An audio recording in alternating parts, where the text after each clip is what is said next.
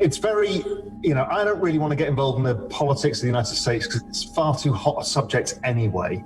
So I look at it from a macro lens. What does this all mean, right? So what it all means right now is, so Biden comes in next week or whenever it is. He fought on the virus, and therefore he's likely to have to do something about it because that's kind of what he promised.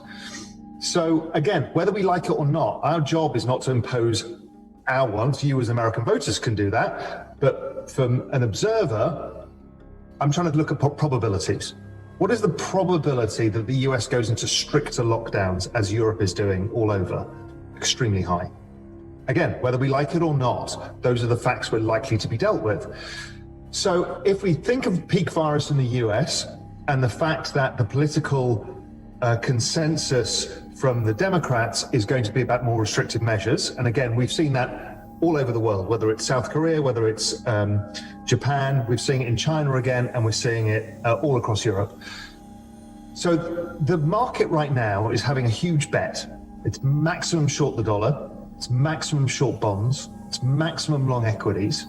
So they're expecting utopia. Straight to reflation. Don't worry about the biggest recession any of us have ever faced in our lifetimes. There's no overhang, everything's straight to normal. Having done this for about 30 odd years, I know that almost all recessions get this phase in the middle, and I call it the hope phase, where people extrapolate a future that is probably unrealistic at that point in time. So I worry that everyone's going to have these bets wrong. And again, there's no certainties in this world. We deal in a probabilistic world, and I worry that we probably got some more downside again from the stock market. We've probably got the fear and a real economic slowdown that's not priced in. There's more pain to come on Main Street. There's more pain to come from small businesses. There's more pain to come in unemployment. That's not going away yet. My guess is it starts to improve in the second half of the year and really picks up after that. So I'm pretty anti-consensus here. Consensus is everything's fine.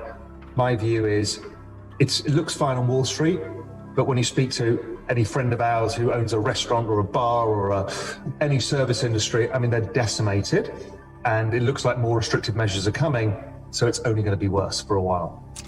Well, anyway, I can't argue with that. I don't see the silver lining anytime soon.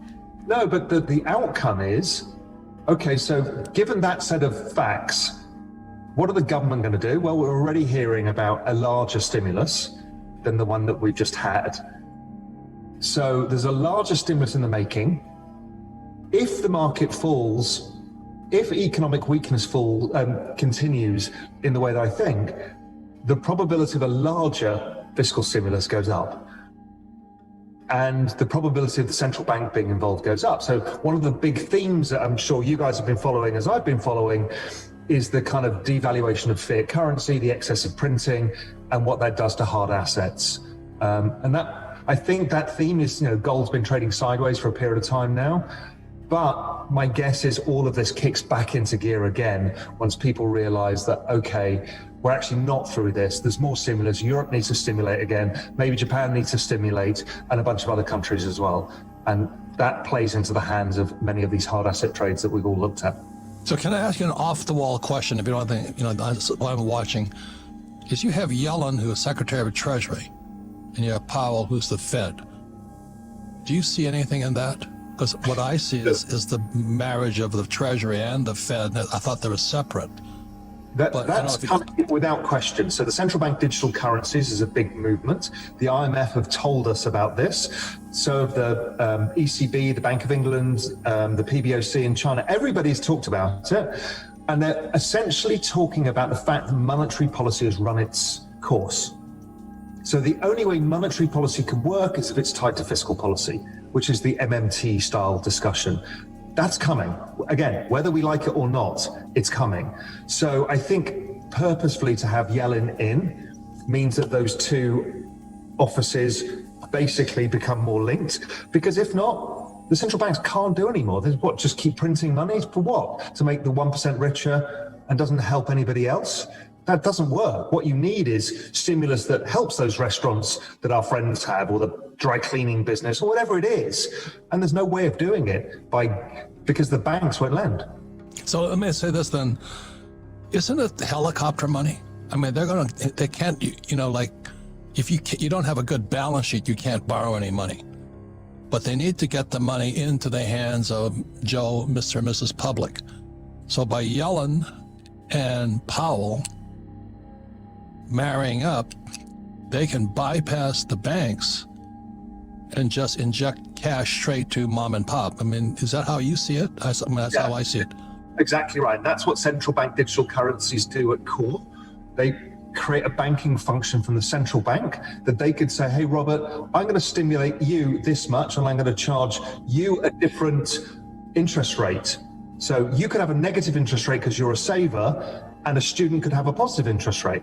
All of this, the behavioral economics of monetary policy and the combination of monetary and fiscal is all coming over the next few years. So we're going to see a massive change. And in the end, yes, it is helicopter money. There's no way around that. So how does the central bank digital currency, what does that look like? How does that play out? And how does that affect like Bitcoin and gold and silver? Well, it's basically twofold. One is this need to extend monetary policy in a way that might work, because they're kind of acknowledging it doesn't work. The other thing is they're acknowledging we live in a digital world. Everything we do, we're talking over Zoom now, it's like sitting in the same room, right? The world has changed, we're totally digital. So you need a payments platform that can instantaneously move money around.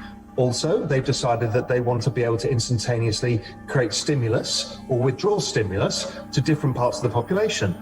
So central bank digital currencies allow all of that, but what it also allows is on-ramps and off-ramps for the digital world of Bitcoin and the other cryptocurrencies, because it becomes seamless, very quick. I can transfer money out of dollars straight into Bitcoin, straight across to yen, and all of that world flows.